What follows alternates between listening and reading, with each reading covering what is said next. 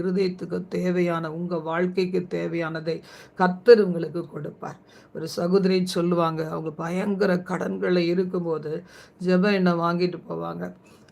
அவங்களுடைய அந்த இந்துலேருந்து அவங்க கர்த்தருக்குள்ள ஒரு ஒரு இதுலேருந்து கர்த்தருக்குள்ள வந்தவங்க. பயங்கர கடன் சுமை. அவங்களால தாங்கிக் கொள்ள முடியாது. ஃபோன் எடுத்தாலும் எதிரிகள் அந்த கடன் கொடுத்தவங்க மிரட்டுதல் வீட்டுக்கு. அப்போ என்ன செய்வாங்க, அந்த தண்ணிய ஜெபம் பண்ணிட்டு வாங்கிட்டு போயிட்டு அதில் பிரேயர் ஆயில் விட்டு, இயேசுவே இந்த வீட்டின் எல்லையை நீர் பாதுகாத்துக் கொள்ளும். யாரும் வந்து கடனால என்னை நெருக்கக்கூடாது.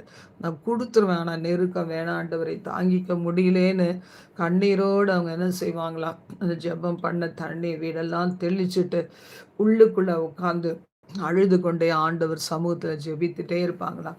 கர்த்தர் பாருங்க அவங்க விசுவாசத்தை கனப்படுத்தி அந்த மாதிரி கடன்காரங்க ஃபோன்லயும் மிரட்டாம வீட்டுக்குள்ளேயும் வந்து பிரச்சனை பண்ணாத அளவுக்கு அவங்கள காப்பாத்தி கடைசியில அவருக்கு ஒரு வேலையை தேவன் நல்ல வேலையை கொடுத்து